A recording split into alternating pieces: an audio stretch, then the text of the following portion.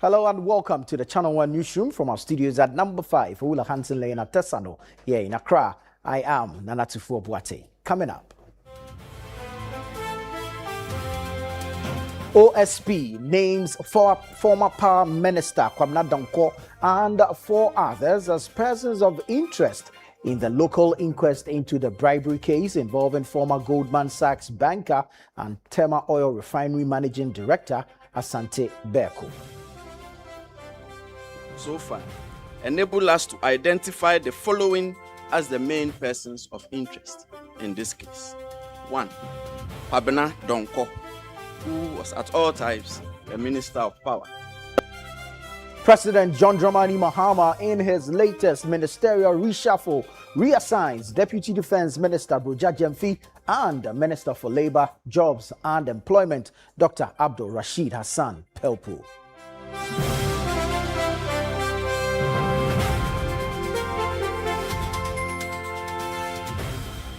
Also coming up, Minority Caucus in Parliament accuses majority of wasting parliamentary time and failing to handle key government businesses during emergency recall of the House. The leader of government business will get serious. The ministers should get serious. They cannot abrupt our recess. The minority who is not even supposed to be prosecuting government business, we are here in our numbers to support the government, to do the government business. Yet. And later, exhibitor registrations close as preparations advance for 2026. This is Ghana Exhibition, slated for August 29 and 30. In terms of readiness, we are extremely ready. In fact, now we can't take on any more registrations. So if you have registered already, it's time to make your payments because we are also closing in. Coming up in Channel 1 Business.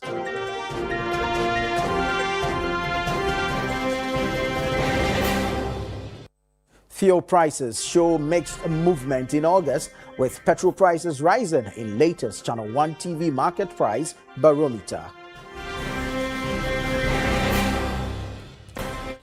In Channel 1 Sports, calls intensify for demolition of the Accra Sports Stadium despite featuring on CAF's list of approved facilities.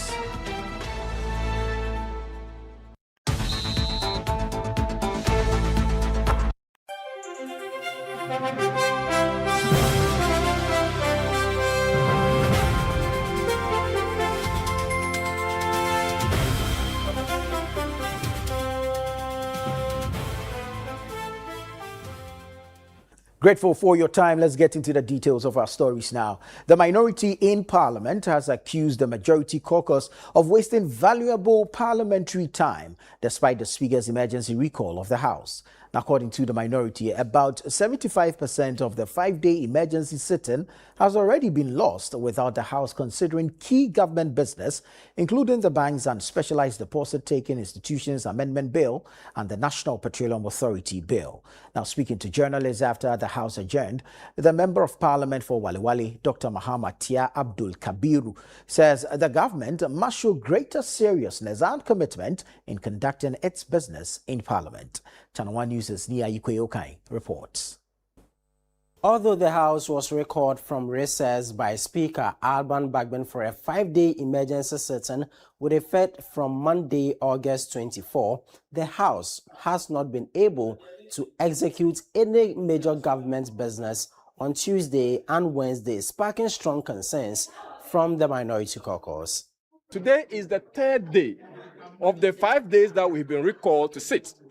Effectively, we have wasted about 75% of the time. And I'm seeing a situation where the government wants us to, rush through a single day of everything. And I think that the president should get serious. The leader of government business should get serious. the ministers should get serious. They cannot abrupt our recess. The minority who is not even supposed to be prosecuting government business, we are here in our numbers to support the government, to do the government business. Yet still, the government is at large. The Bank of Ghana bill is part of the essential businesses to be prosecuted, and it's here. My respected Deputy Whip, you should be telling this House why we are not taking this business. You should be telling this House, other than just saying we walk in less than 2 minutes and we should adjourn. Under 24-hour economy. The First Deputy Majority Whip, Comfort Doyo, reacted to the concerns by the Minority Caucus. We call the House to come and sit and work, and we are working. So why are they complaining? There is a series of committees, meetings, and other things concerning the vetting of the 2 ministers and then the judges. What they should know is if we don't recall this House and they vet the ministers, there will be nobody to approve them to go back to their sector ministries to work on their budget. Well, the Appointments Committee is expected to vet the Minister Designate for the Ministry of Environment, Science and Technology, Dr. Zanato Ajiman Rollins, and the Minister Designate for the Ministry of Local Government, Chieftaincy and Religious Affairs, Mahama Ayariga, as well as some 3 justices of the Supreme Court nominated by President Mahama on Thursday. Reporting for Channel 1 News from Parliament, I am Ni Ayukwe Okain.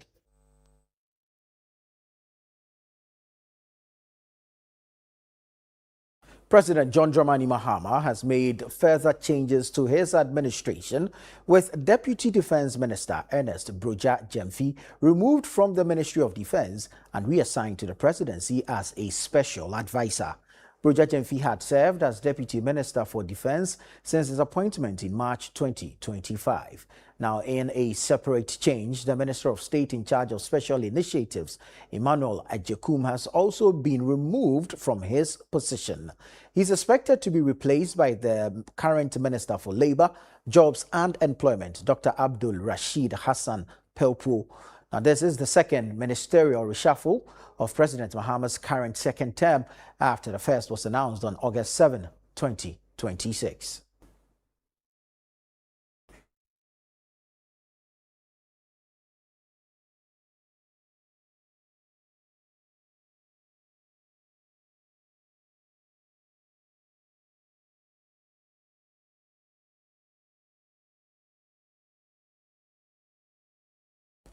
Now, residents and commuters along the Kaneshie-Pamprum corridor should brace themselves for major disruptions to their daily journeys as drainage works under the Garrett project force the closure of part of the Dr. Buzia Highway.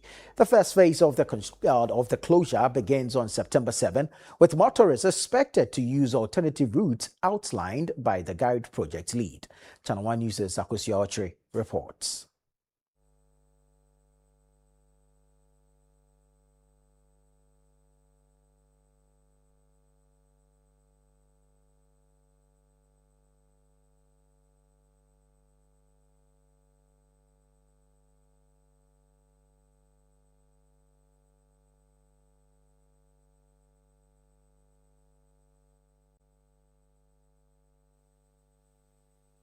The announcement comes weeks after flooding again exposed the pressure on Accra's drainage systems. The Garrett project says it is responding with a major intervention in parts of Accra. First, the Dr. Buzia Highway and its surrounding communities. A construction of a major drainage pipe with a much larger system designed to carry significantly more stormwater. Beginning 7th of September 2026, works will commence on the construction of a double-cell underground rectangular stormwater drain from Pamprum Junction to First Light Junction along the Dr. Buzia Highway within the Kaneshie Enclave. The drain to be constructed measures approximately 10 meters wide and it runs for 1.5 kilometers. And it will replace the existing 1.2 1.2 meter diameter 2-number pipes that currently serves the enclave. But while the project is intended to reduce flooding in the long term, its immediate impact will be felt on the roads. From September 7, traffic heading towards the blocked road will be diverted for commuters who use this corridor every day. The concern is whether these alternative routes are ready for the additional traffic. Affected vehicles will be required to use the Awodome Cemetery Road, the New Times Corporation to Awodome Roundabout, the Oblogo to Mataeko route as well, to assess the First Light Junction and thereafter proceed on their journey. It is expected that this first phase of the works will be completed by the end of November, and Pamprom Junction will then be open to traffic in the first week of December 2026. Further phase is planned for September 2027, extending the disruption to other areas.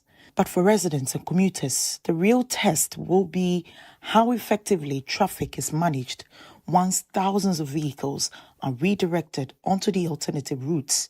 The Minister of Works and Housing says all stakeholders have been informed. We have earlier engaged key stakeholders, including the transport unions, the commercial drivers, the market women, traders, other businesses, schools, public institutions, community leaders, and all residents within that affected corridors. This engagement provides an opportunity to explain the traffic management plan, receive feedback, and incorporate the stakeholder concerns in the implementation strategy.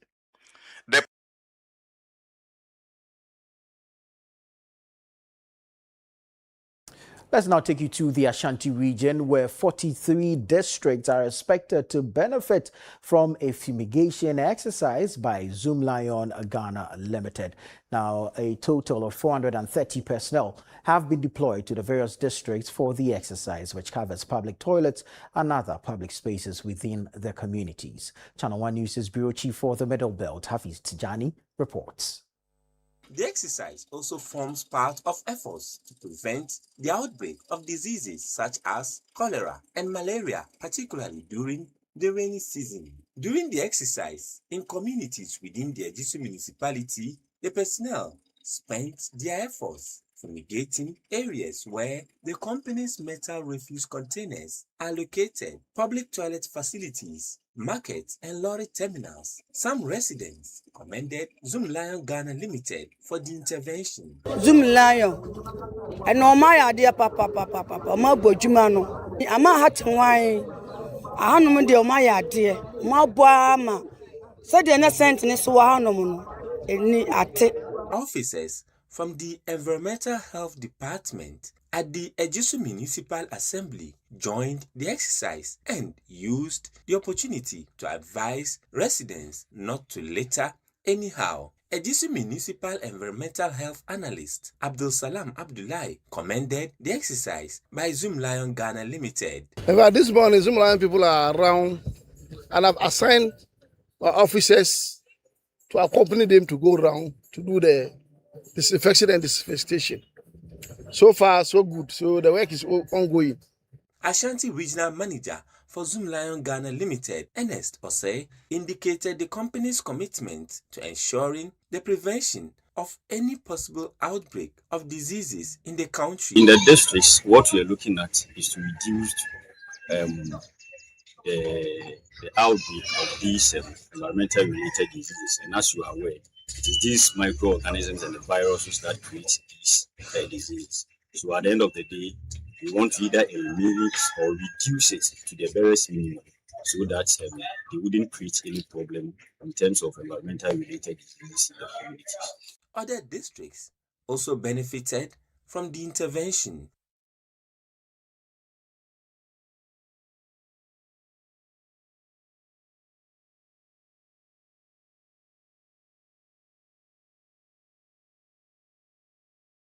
Let's do some politics now, where several aspirants seeking various national executive positions of the New Patriotic Party (NPP) have filed their nomination forms ahead of the party's upcoming national elections. They say their focus is to reorganize the party, strengthen its grassroots structures, and position the NPP to reclaim political power.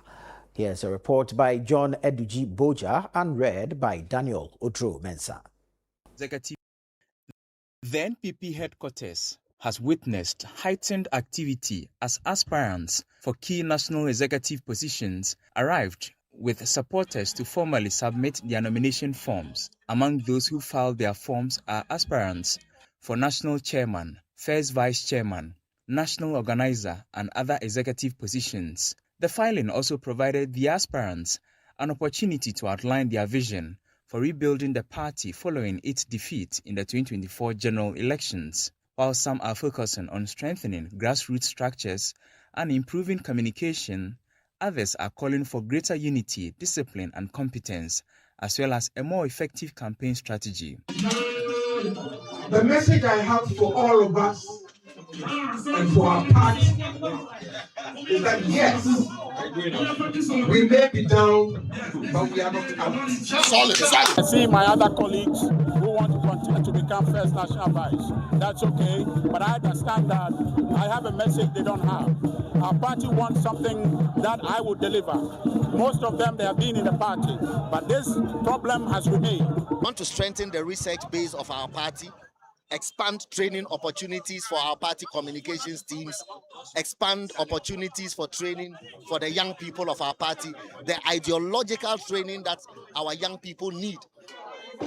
The time has come that we rebuild the party from a ground all the way to top and ensure that the NPP becomes once more the most thriving political tradition in this country. The filing of nominations now sets the stage for a competitive race, with delegates expected to elect leaders they believe can restore confidence in the party and lead the NPP back to government.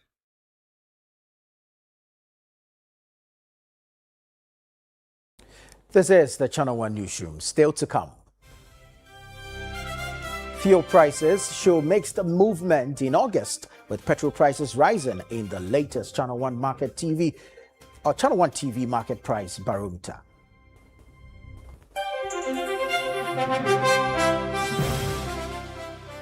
Stay with us. We have the details coming up shortly.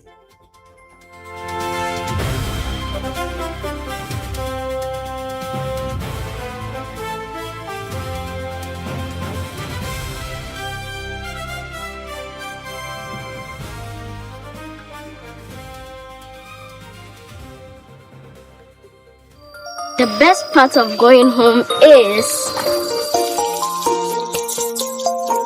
is family. Sit up! Hey, mommy, my wife is cooking something delicious. We're here.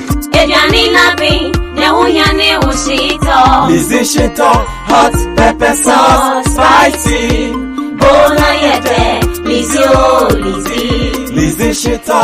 Lizzie Shito, the Shito is Shito.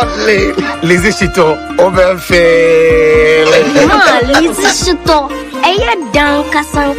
please, can I take some to school tomorrow? Yes, my son, you can. Lizzie Shito, dear. Ebesu obiasu. Lizzie Shito hot pepper sauce is spicy and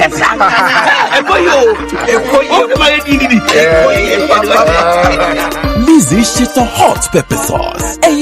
Spicy. For bulk purchase, kindly contact 050-168-3344 or 050-155-0998. This advert is FDA approved.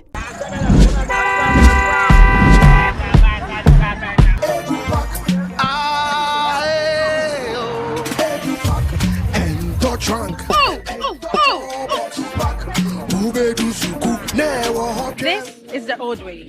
Let me show you a new and a better way. EduPack. EduPack? Yes, EduPack.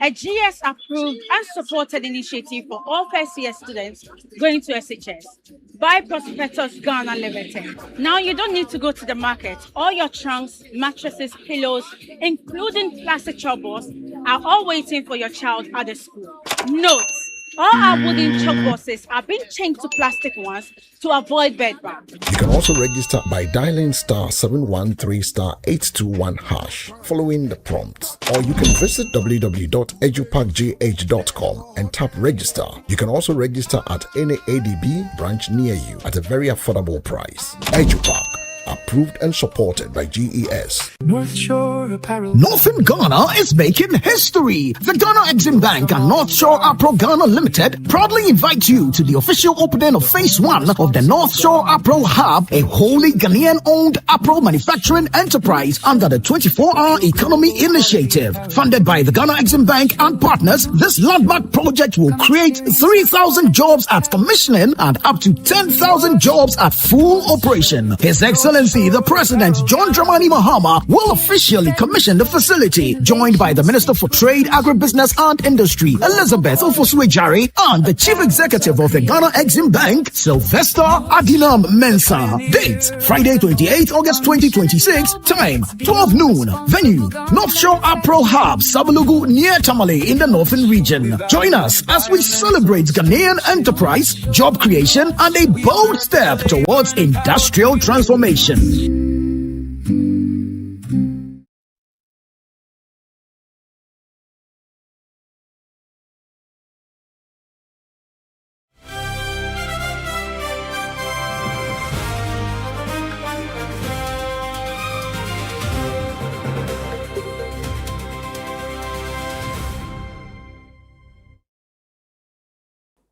You're welcome back to the Channel One Newsroom. Next, we have Channel One Business with Neteli Neti Ajaho.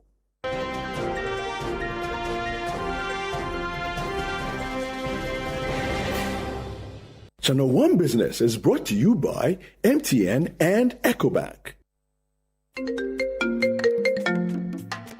Hello, my name is Pamela from Customer Service. Please revalidate your account by texting your Ghana card number to 0500,000 247. Hey, Abili, wabedim. Madam, give me the numbers behind your ATM card. I'm calling from the head office. An email was delivered across to our customers this morning. Confirm if this is your bank account. 100,100,100. Thanks for sending your bank card details. Send the OTP now to avoid cancellation. EcoBank will never call, email, send an SMS asking for your PIN, OTP, bank card, or Ghana card details. Don't get played. EcoBank, the Pan-African Bank. Hello, please, I'm calling from Customer Experience Center.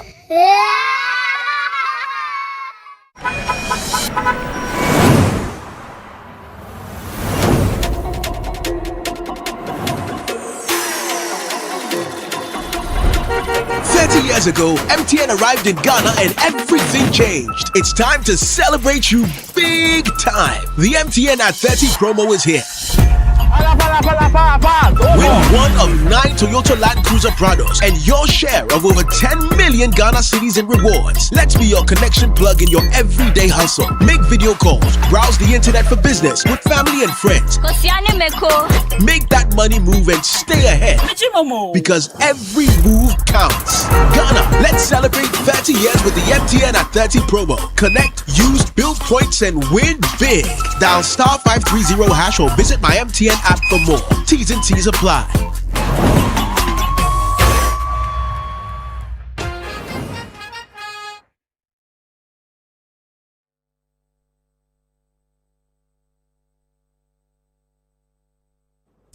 Hello, Nathalie. Hello, How are you doing? I'm good. It's good of you to join us. Yes.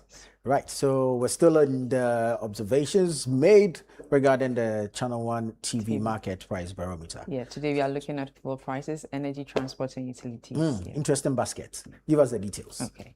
Now, fuel prices are showing mixed movements in August, with petrol prices rising across the major oil marketing companies, while diesel prices have recorded notable declines. At the same time, households are facing higher costs for LPG and charcoal, even as transport fares remain unchanged. Here is more from the latest energy, transport, and utilities basket of the Channel 1 TV market price barometer.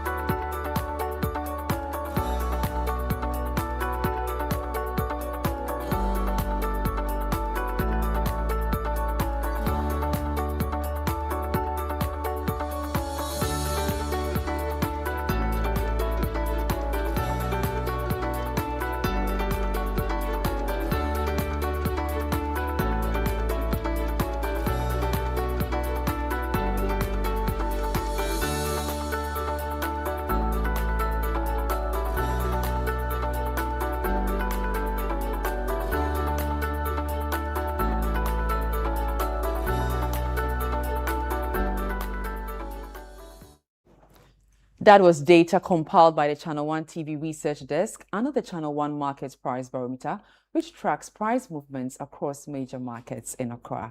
And I have in studio with me Ni Lati of the City Business Desk. Ni, you're welcome. Thank you very much, Natalie. Good to be here again. Yes. So can you tell us what's the biggest story for the month of August when it comes to this basket? All right. So let me first begin by saying that in the context of what we are doing, yes, fuel prices have risen. If you do a month-on-month comparison with the data we gathered last month and that of August, fuel prices have increased across the board. But if you do a month-on-month analysis, I mean, this particular month of August, you realize that there have been reductions just because of the two pricing windows that we've seen. So month-on-month, yes, per our barometer, prices are up. But in this month alone, there have been significant reductions. And I think we need to set that context straight and make that clear before we look at what we have in the index. So let's begin with petrol. And this time around, I must also say that we have two new kits on the block. Usually we have been doing Star Oil and Goil. Yeah. As you can see, we have Shell and Total also joining this time around. So all the four OMCs that we have here, prices are up. Star Oil, Goil, Shell, Total, everything going up. Star Oil, for example, last month, 14 cedis, 47 pesos per liter. This time, we are talking about 14 cedis, 97 pesos per liter. Same, Goil, Shell, Total. And so that's the explanation I was providing. So everything is up based on the month-on-month comparison. But this month, there have been significant reductions. But what's driving the increase in the petrol prices? Very good question. Sometime last month, we saw diesel hovering around or almost 20 Ghana cedis. Yeah. Even this month, we saw that petrol was also hitting some 15 Ghana cedis per liter. What did the government do? On August 4, I don't know if you remember, you realized that the government announced an intervention. This intervention took away 2 Ghana cedis per liter on diesel. Yeah. Yes, but that did not have any corresponding reduction in petrol. So we didn't see petrol going down. So that is what is accounting for the mixed development that we are seeing. And I must also say that the two factors, international crude oil prices, as well as, the appreciation of the cedi. So we've realized that sometime last month, ending of July 2026, crude oil price, almost $95 per barrel. But as we speak, it's moving around $87, $86 per barrel. And so you see some reduction there. And then the cedi has also been quite stable. So you see a lot of OMCs also benefiting from that. So these two factors, if they are able to stabilize or they are able to continue for a very long time, we'll expect some more OMCs to follow suit. Even today, as we speak, Star Oil, diesel down. So that is what is accounting for the changes that we are seeing. So let's move on to the, the next item in the basket, I must say. So Star Oil, Goil, Shell, Total, diesel prices, like I mentioned, everything down because of the government intervention. So Star Oil now selling a liter of, diesel at 16 cedis 97 pesos as compared to the 17 Ghana cedis 67 pesos per liter last month. Let me take Total, for example. Diesel, what are we seeing? 17 Ghana cedis 82 pesos last month. This month, 17 Ghana cedis 59 pesos. So that is what the picture is also looking at. It's looking like when it comes to, diesel. Let's go to LPG and charcoal. Let's see what is happening there. Yeah. Wow. Okay. How significant are these increases? Yeah, very significant, especially because, all of these things, especially LPG, it also influences transport costs, especially for the commercial drivers who use LPG.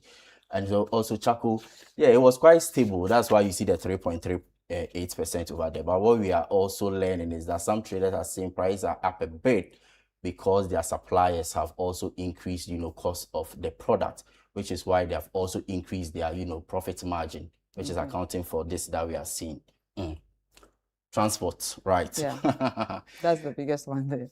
Very, very interesting development when it comes to, transport. I think since we begin this Channel 1 TV market price barometer for a very long time, I think 4 months in a row, transport fares have not gone up, despite the changes we are seeing when it comes to fuel prices.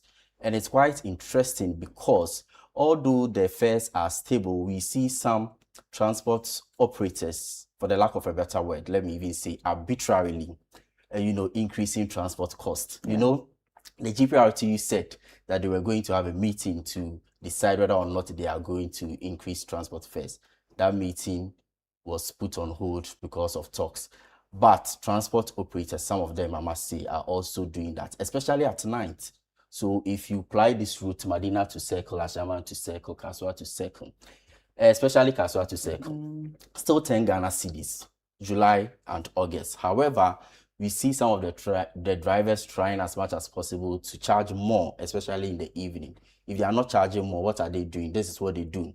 They will prefer going, the short trips. So maybe Circle to Kaneshi to, Malam Junction, Malam Junction. They have ways of doing that, Yes, so that is what is happening. So the GPRTU and also the government, that's the ministry responsible for transport, must really, come and explain to us why these things are happening. Even today, let me tell you a story. The AMA has arrested 6 drivers and mates. What have they done?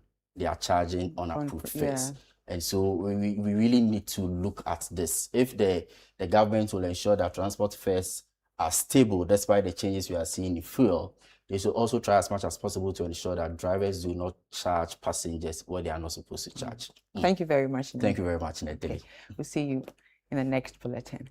Now, the World Bank is warning that a prolonged conflict in the Middle East and Ghana's heavy reliance on gold and cocoa exports could expose the economy to external shocks and undermine recent macroeconomic gains. There's more in the following report.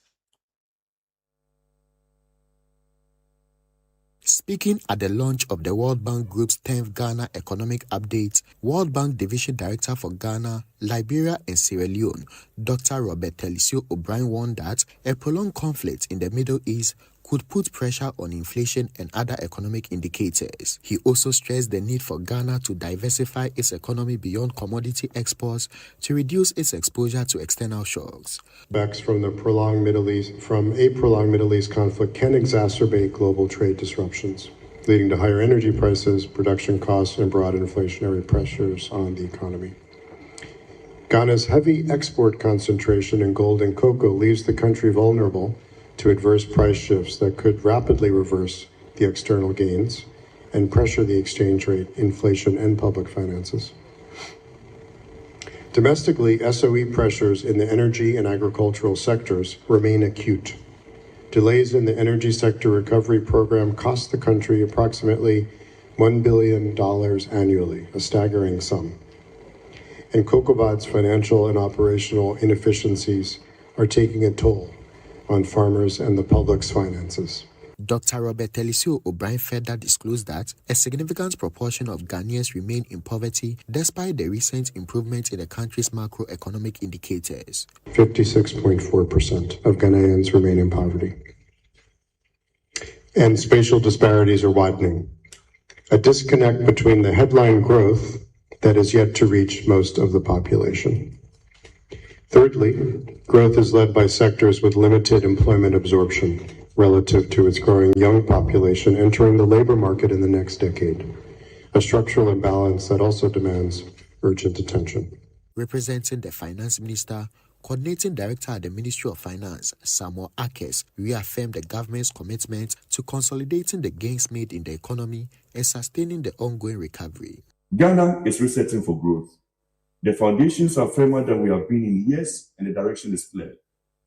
What we need is a disciplined implementation. I repeat, a disciplined implementation, and a kind of sustained partnership that turns potential into real progress for our people.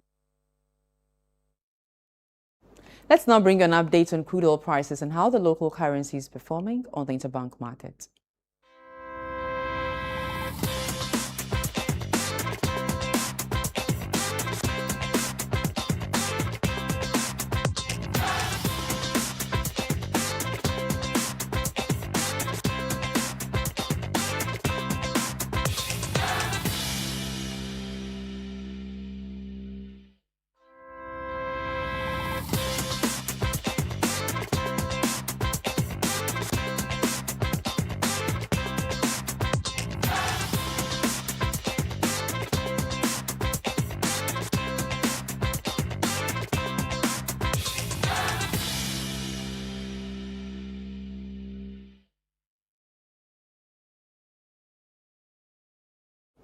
And that's all for business. I am Nete Ajahu. Back to you, Nana. All right, Nete, thank you so very much. All right, let's get into some other stories. And the special prosecutor, Kisia Jabin, has named former Power Minister Dr. Kwabena Donkor and 4 others as persons of interest in the AXA energy scandal involving former Goldman Sachs executive Asante Kweku Berkon. The development follows investigations into the local dimension of the case after Mr. Berkon was convicted in the United States over a bribery scheme linked to the securing of an emergency power agreement between the government of Ghana and AXA Energy. Now, speaking at a press conference, the special prosecutor said his office is well positioned to investigate the matter following the Supreme Court's decision affirming the constitutionality of the office of the special prosecutor. The press conference was primarily to provide an update on the state of the Office of the Special Prosecutor following recent setbacks, including a constitutional challenge before the Supreme Court. Special Prosecutor Kisia Jabin expressed appreciation to the Supreme Court for affirming the constitutionality of the office, as well as civil society organizations that supported its continued existence. Following the Apex Court's decision, Jabin described the ruling as a rebirth of the anti-graft institution. The special prosecutor also took a swipe at persons he says have consistently attacked the office and called for its dissolution.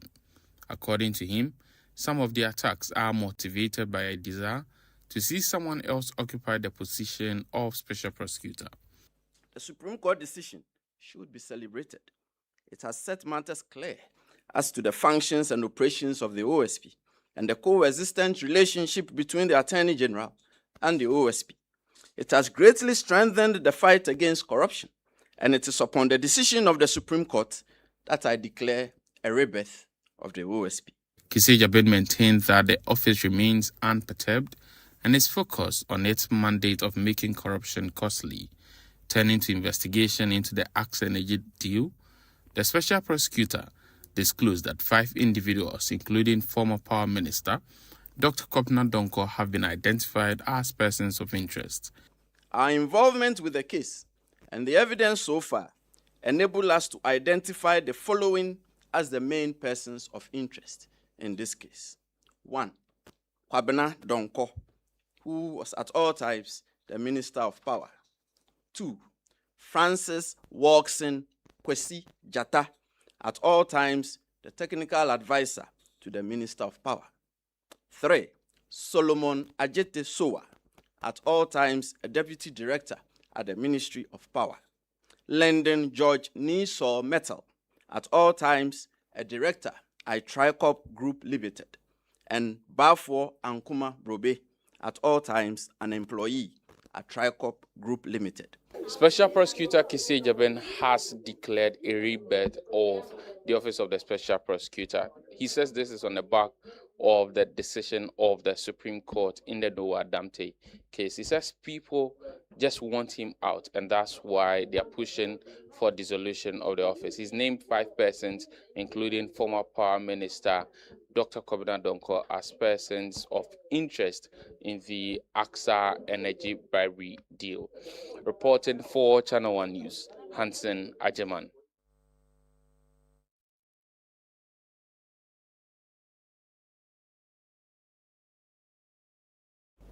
Opinion leaders and residents of Takwa in the Western region are supporting calls for the renewal of the mining lease of gold fields.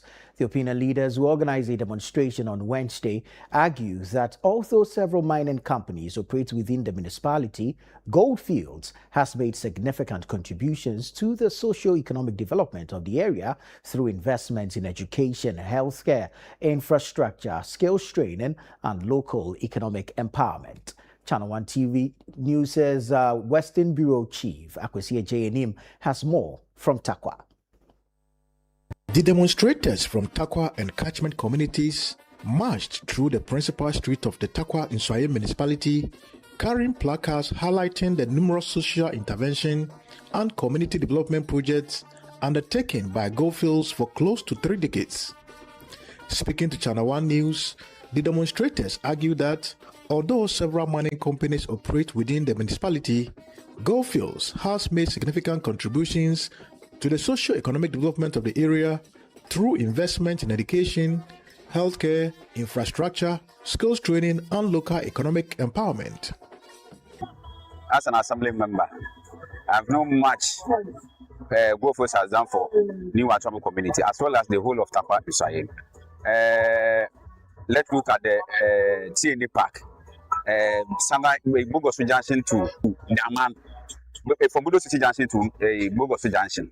Look at all these things. It was done by Gold Fields. So Gold Fields has done much for the people of Takwa. So for the government to say that they won't sign the lease for Gold Fields, it will affect Takwa. So we are pleading. Gold Fields is the light of Takwa. If Gold Fields goes off now, Takwa goes off as well. That's why we are doing demonstration and we are saying Gold Fields must stay. Other demonstrators, while recounting Gold Fields' investment in the area, expressed concern about the possibility of the Takwa mining lease being handed over to Ghanaian-owned mining companies, arguing that some local mine owners have a history of unfair treatment of locals. To me, Gold Fields is not being fairly treated because we have 3 mining companies here in Takwa. And looking weighing all the 3 and the projects that they've done within the community, Gold Fields stands tall. So I think the government should give them the lease for them to continue their work. When the company turned to Ghanaian-owned, the workers are not doing well. As I'm speaking, I'm a former worker of BCF, owned by Ghanaian. We have been redundant for the past 2 years. We haven't received our benefits. So when the Gold Fields is foreign based, it's better. It's better for us. The demonstrators, while cautioning government against non-renewal of the Gold Fields Takwa lease come April 2027, said they will continue to demonstrate against such a move since Gold Fields is the heart and soul of Takwa. Now to some exciting news, and with just 3 days to go, preparations are in top gear for the 2026 This is Ghana exhibition, with exhibitor registration now closed and registered businesses completing payments to secure their spots. The 2-day event comes off on August 29 and 30 at the Afua Sutherland Children's Park here in Accra. The following report has more. The countdown is on as businesses prepare to showcase their brands, products, and services at this year's This is Ghana exhibition. More than 100 businesses are expected to participate, including several returning exhibitors who say previous editions have helped boost their businesses. The exhibition will feature a wide range of sectors with strong representation from the digital sector, online retail, and other technology-driven services. While registration has closed, businesses that have already registered are being given the opportunity to complete their payments and secure their exhibition spaces. In terms of readiness, we are extremely ready. In fact, now we can't take on any more registrations. So if you have registered already, it's time to make your payment, because we are also closing in on that as well, because we are almost at 300 registered companies, and so for those who have made their payments, you are very, very safe. Proud sponsor of the 2026 edition, EcoBank, says the exhibition's impact on businesses and consumers continues to drive its partnership with Channel One TV and City FM. Every SME who has not at this moment registered to be part of this is Ghana, should quickly rush, and I guess it's not too late, because come the weekend we are going to have this exhibition, and it's creating a platform where visibility will be created among SMEs from Ghana with their goods and services. And like I earlier mentioned, your market is limitless. You are not focusing on only Ghana when you are doing business with EcoBank, because you have access to the other 33 African countries where you will be able to scale up your operations to sell your products to people beyond the borders of Ghana. Exhibitor Unique Aromas also shares how previous editions have benefited the business and what customers can expect this year. We actually got quite a lot of new customers at the This is Ghana exhibition, and then it was also a way for us to promote some of our new products that our existing customers were not aware of.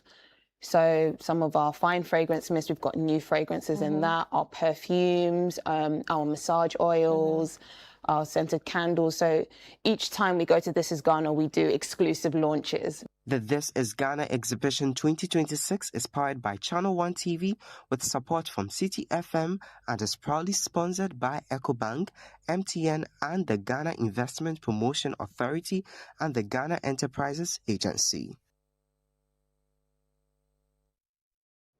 You're watching the Channel One Newsroom. Still to come. Calls intensify for demolition of the Accra Sports Stadium, despite featuring on CAF's list of approved facilities.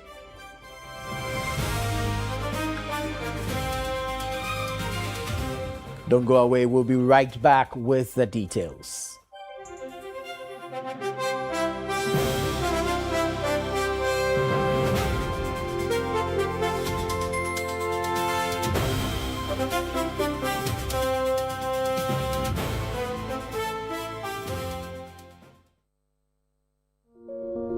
As the sun rises over the city of Accra, its warm glow settles on one of the city's most thoughtfully planned communities, Lakeside Estate, and once again, something exceptional is unfolding. After the successful sale of our 4-bedroom Orca at Lakeside Hills, a new masterpiece is about to make its debut. An exquisite 4-bedroom story Orca home overlooking a breathtaking landscape of the Abri Mountains. This remarkable home now features a total floor area of 330 square meters, set on a generous 7,140 square foot plot. Step inside and you're welcomed by a spacious foyer leading to an open living and dining area, paired with a modern fitted kitchen with a stylish island crafted for the ultimate cooking experience. On the first floor, family living takes center stage. Spend quality time together and enjoy the convenience of a newly added infinite kitchenette, perfect for warming up your coffee or tea. For our esteemed homeowners who value privacy and productivity, a dedicated study area has been beautifully integrated into the design. This new home is a testament to trust, craftsmanship, and modern living. A space where elegance, comfort, and style come together effortlessly. Book your spot today by calling our sales expert on 020-477-5040 or 020-477-5042. Lakeside Estate, quality homes for all. Yes, next. Hey, Nadia Benson, Me didn't tum. Mr. Femi Kakalika, just call me cockroach. Now, Mr. Femi once now. Hey, that's you. Improve car. Yeah. Captain Mosquito, double the action.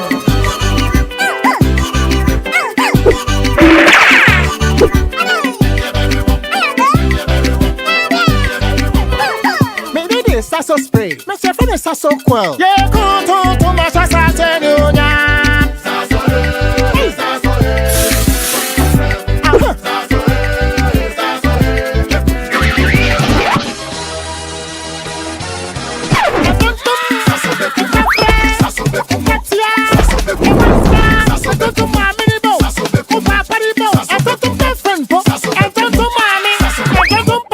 Sasso, come tum preko.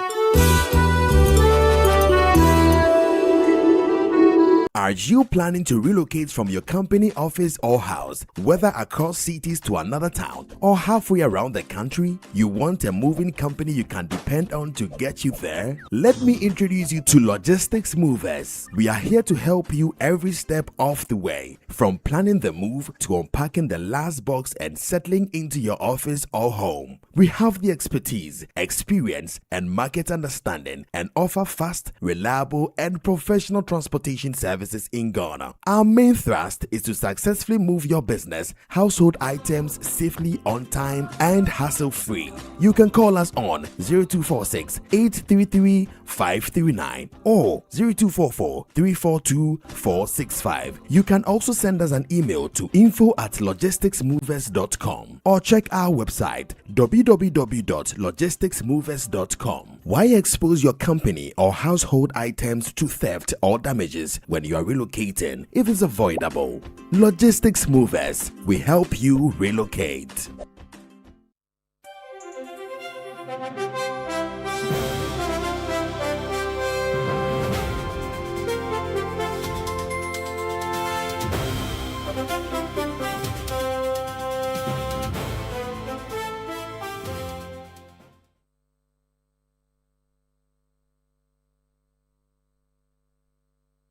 Grateful that you stayed on with us here on the Channel One Newsroom. It's time now for sports with Bernard Abekoachi.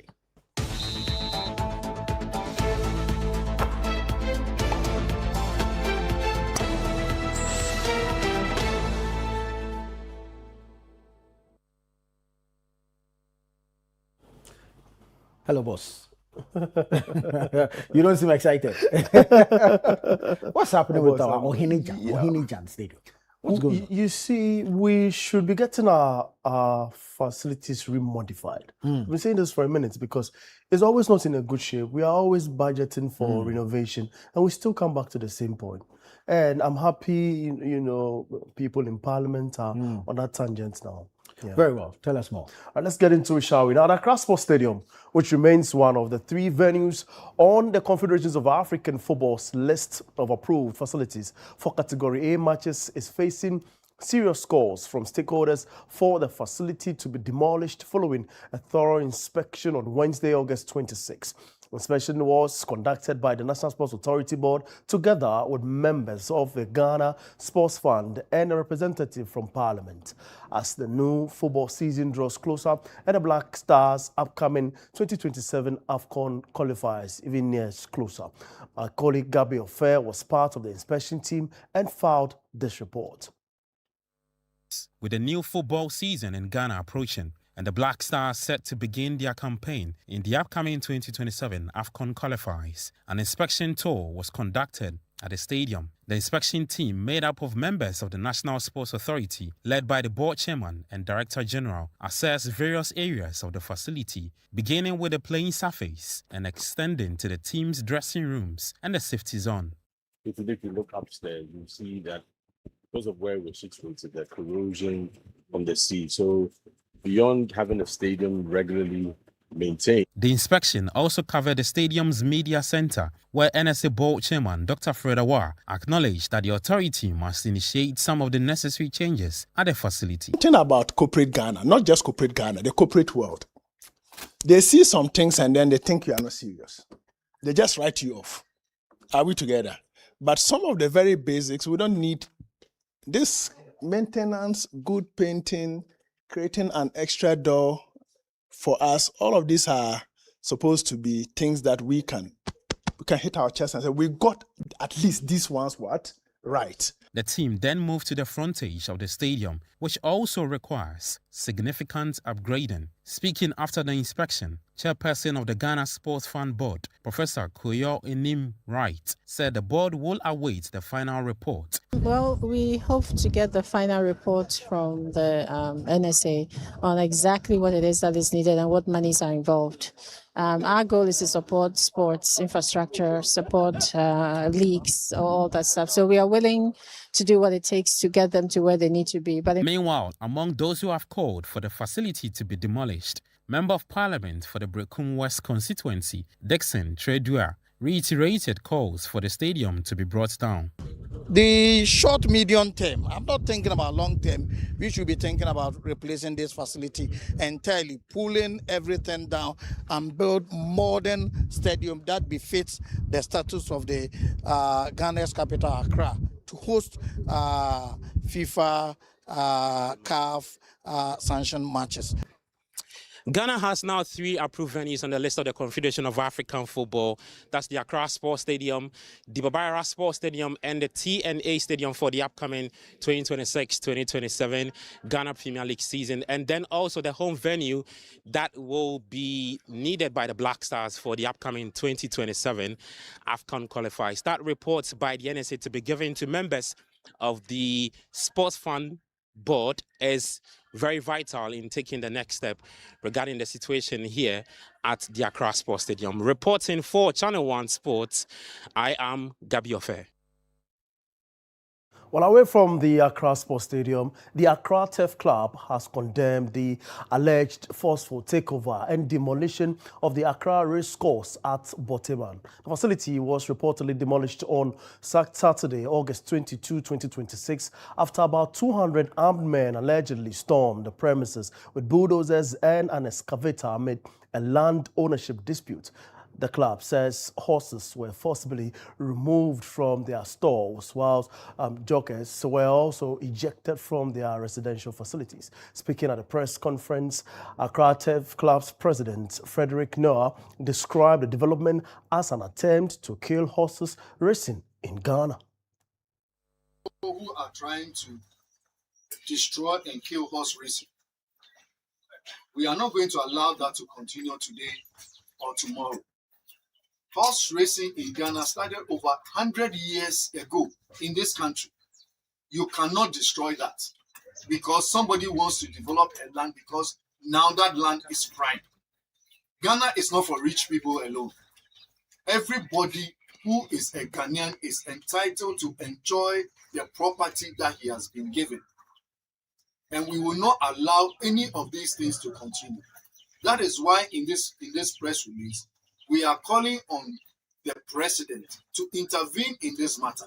And if you remember, members of the press, the president made a very emphatic statement that all those who are involved in land grabbing and stealing of state lands and taking over and all those things, he will not condone to that.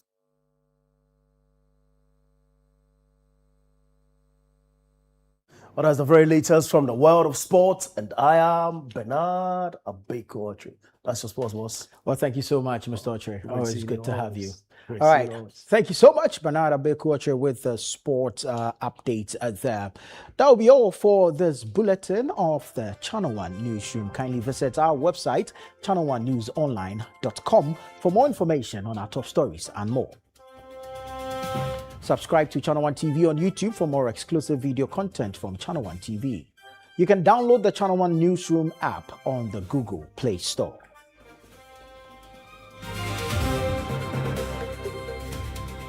I am Nanatufu Obuate. Many thanks for watching. News.